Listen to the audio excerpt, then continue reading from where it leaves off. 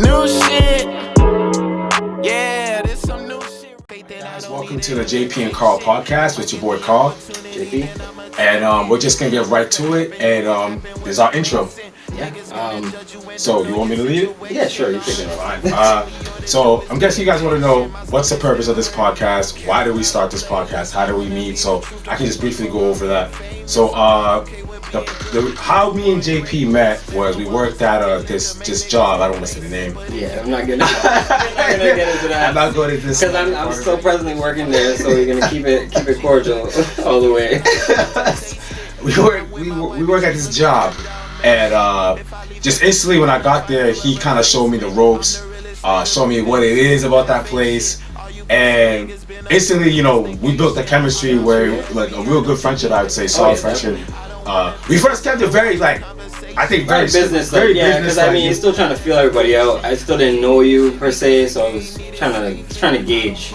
Exactly, much. and me seeing that, I kind of realized, this dude is like somebody that's serious about his work, but also as I got to know him, I was like, this is a really chill dude. Like we're into the same things, we get the same mentality about things. So I know JP was always trying to get into a YouTube venture, and at the time I kind of was coming down from like my previous podcast. So it was like a thing where I was like, we got good ideas, we kind of have the same vision. So I was just like, we should do something together, collab.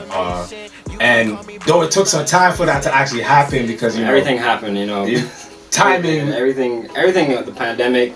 Decided to. I left the other place, and the pandemic happened. Things like so. I think we finally found a cool place where we were just like, let's just do it. Let's just jump in. Let's just get right into it. The purpose of our podcast is to deliver social commentary from a perspective of two guys who come from the islands. Me, Haiti, this guy, Barbados.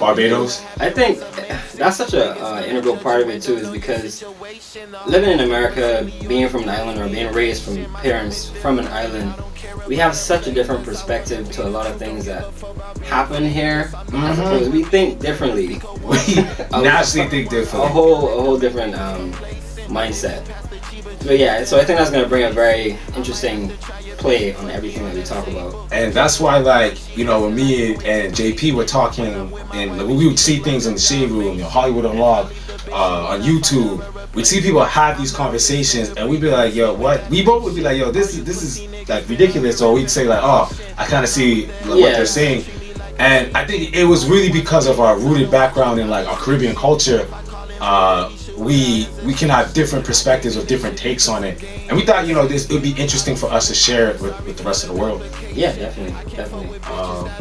Funny story, to be honest, like the day that I really realized that we were going to be good at this and like why we should really carry this forward is we were talking to a co-worker at work about some of his problems, relationship issues and stuff, and like we just had like so many similar ideas of like especially our own relationships, that we thought that it was definitely something that we should take to people and try to express it outward to everyone. Because I think that we had really good points. Yeah, I know we had good points. We definitely had good points. And we've just felt like these are like just like the raw perspectives that people really don't want to say. Yeah. And I think that we can bring that to the table.